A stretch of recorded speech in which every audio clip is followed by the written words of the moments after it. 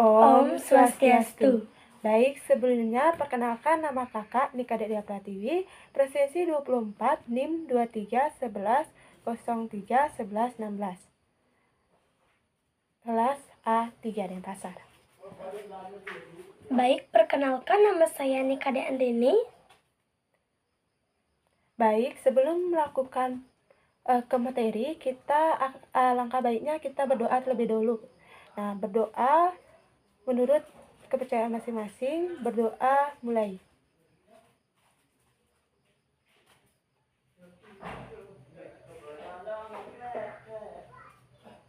Berdoa selesai.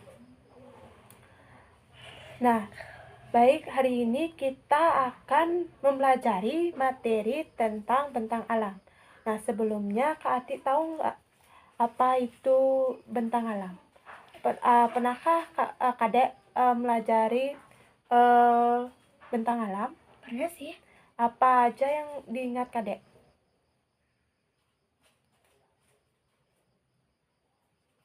Bukit dan di gunung. Nah, di sini kakak akan memperjelas secara jelas ya apa itu bentang alam. Nah, bentang alam adalah hamparan alam yang dengan aneka ragam bentuk permukaan bumi.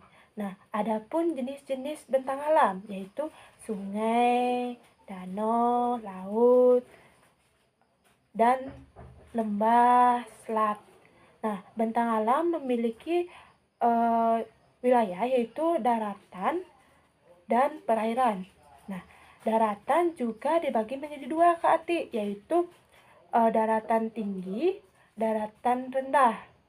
Nah, di mana daratan tinggi itu memiliki ketinggian ketinggian lebih dari 500 meter dari permukaan laut. Nah, biasanya dataran tinggi ini sejuk dan dingin. Nah, dataran tinggi ini dekat di daerah pegunungan, ya misalnya misalnya di daratan tinggi Dieng, Jawa Tengah, dan daratan tinggi ini biasanya subur dan sehingga padat pendudukannya. Nah, karakteristik daratan tinggi yaitu yang pertama yaitu iklimnya sejuk, yang dimana semakin tinggi tempat tinggal kita, semakin sejuk udara yang kita rasakan. Nah, atau dapat dikatakan udaranya yang dirasakan semakin dingin. Nah, yang kedua itu petani dibuat terasering. Kak Ati tahu nggak apa itu terasering? Nggak tahu. Nah, kakak jelaskan dulu ya apa itu terasering.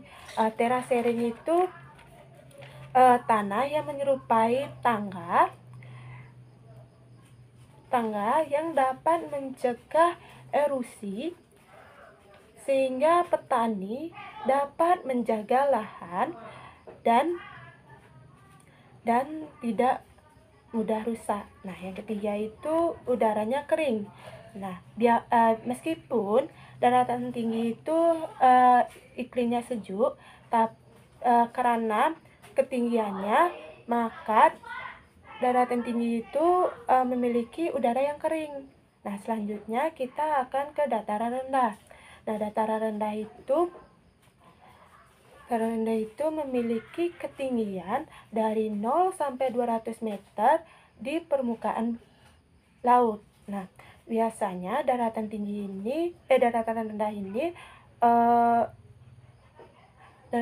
ini yang hangat, biasanya suhunya hangat atau panas.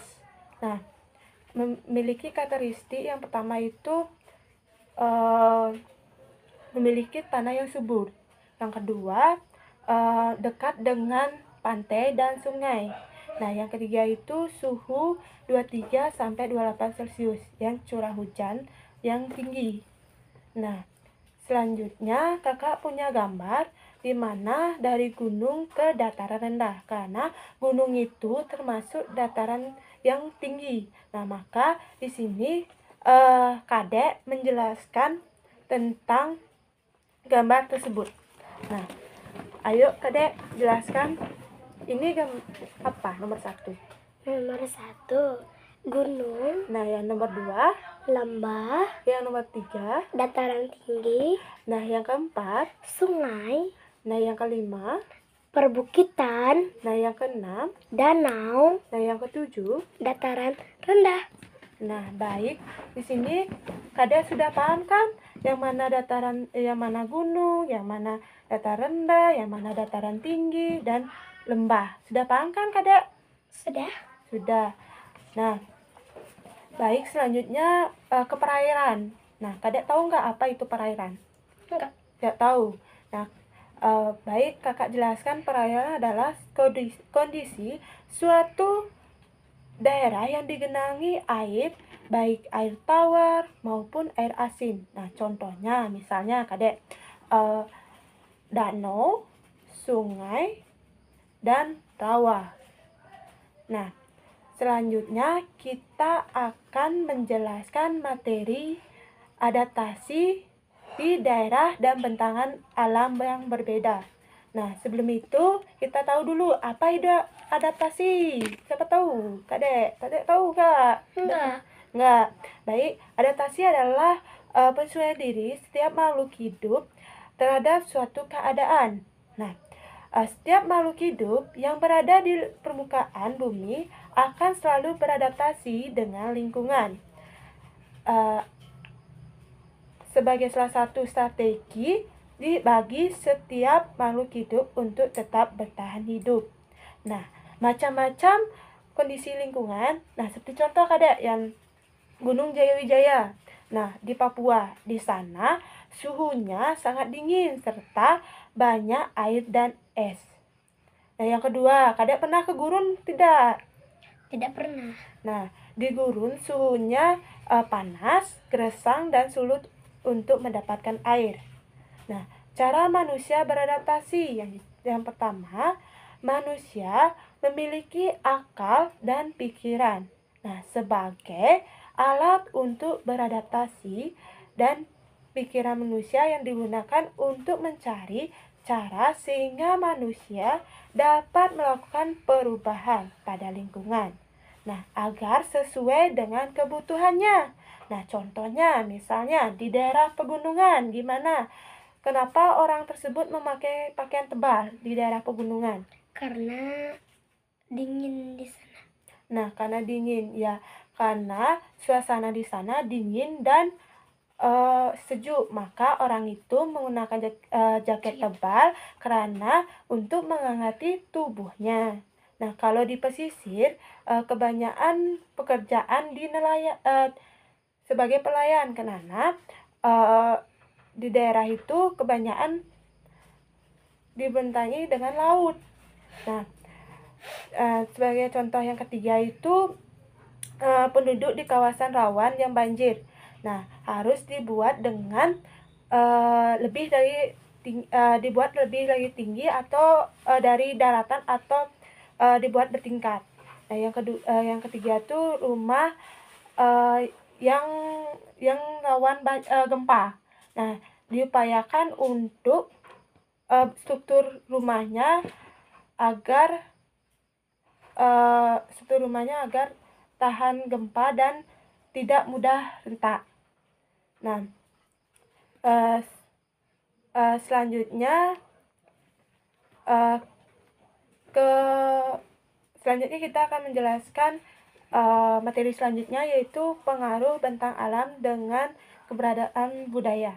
Nah, sebelum itu Kadek tahu dengan kondisi bentang alam Indonesia yang berbeda-beda dari Sabang sampai Merauke, tentu saja mengaruhi keberagaman budaya yang menurut para ahli ilmuwan, tempat-tempat tinggal itu dapat mengaruhi kebiasaan suatu masyarakat. Nah, contoh bentuk adat yang dipengaruhi oleh bintang alam atau yaitu yang rumah adatnya itu baru Minang di wilayah Dalu Flores, yaitu adatnya berbentuk kerucut yang tinggi dan terbuat dari daun lontar. Nah, fungsinya untuk mengalir air hujan dan menahan udara hangat keluar dan bangun. Nah, yang kedua itu rumah adat Honi dari Papua. Nah, di mana dinding rumah itu juga tidak memiliki jendela. Nah, fungsinya agar membuat dalam rumah tetap hangat. Nah, yang ketiga itu rumah suku Bajo Waktui Sulawesi Tenggara, ya, karena penduduknya bermata pencarian sebagai nelayan. Nah, mereka membangun rumah berupa dengan tempat bekerja dan mudah akses menuju perahu. Nah, Kadek sudah paham tentang materi yang kakak jelaskan? Sudah. Nah, kakak izin bertanya, Kadek tahu nggak apa tuh, lagi kembali ke awal, yaitu provinsi pekerjaan yang ada di daratan tinggi dan daratan rendah. Nggak tahu. Nggak tahu ya, kakak jelaskan lagi sekali ya. Daratan tinggi itu provinsinya ya seperti petani, perkebunan, terus tuh di bidang pemanduan wisata. Nah, sedangkan kalau dataran rendah itu di bidang industri, pertanian bisa, di bidang jasa bisa. Nah, Kadek sudah paham nggak? Sudah. Sudah. Nah, di sini kakak akan memberi Kadek soal mengenai materi yang tadi. Nah, Kadek udah ingat? Sudah. Nah, siapkan dulu buku tulis dan pulpen.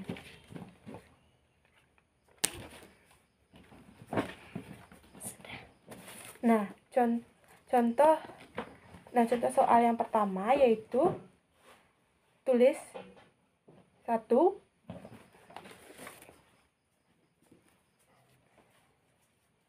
Apa bagian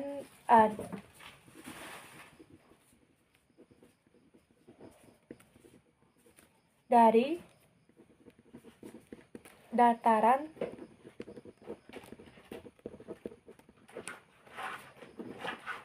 apa saja bagian dataran.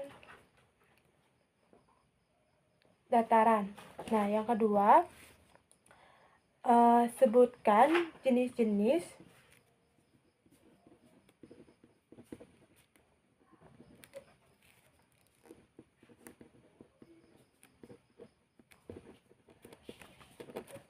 bentang alam.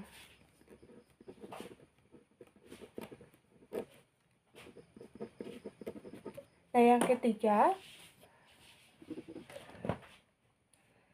apa saja wilayah bentang alam.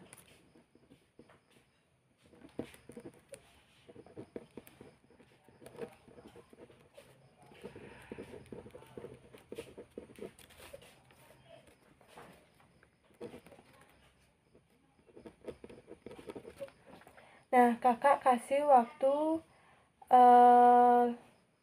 15 menit untuk menjawab pertanyaan tersebut dari sekarang.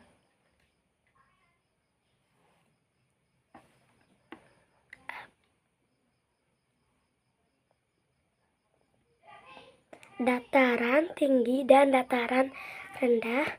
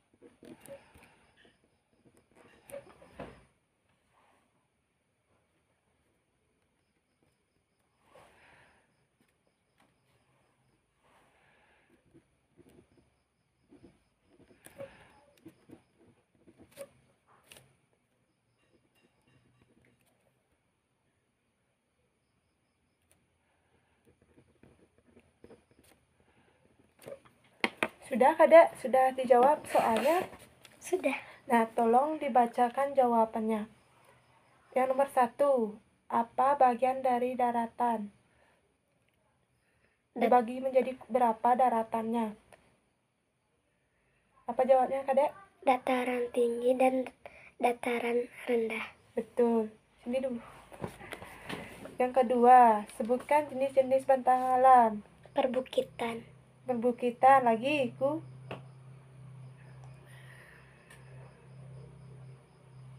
Gunung, Gunung, lembah. lembah. Itu saja. Iya. Nah, apa saja wilayah bentang alam? Apa aja? Rerawan dan daratan. Apa? Perairan Perairan dan daratan. Betul. Nah, Kadek sudah paham tentang materi yang Kakak jelaskan? Sudah. Nah, baik. Kalau sudah paham, Kakak akan membaca kesimpulan di mana keberagaman Indonesia itu memiliki bentang alam yang harus dijaga dan dilestarikan. Dan sebagai kita harus melestarikan bentang alam tersebut. Nah, sekian dari materi Kakak. Jika ada salah kata, Kakak minta maaf dan Kakak tutup dengan Pramashanti. Om Santi Santi Santi Om.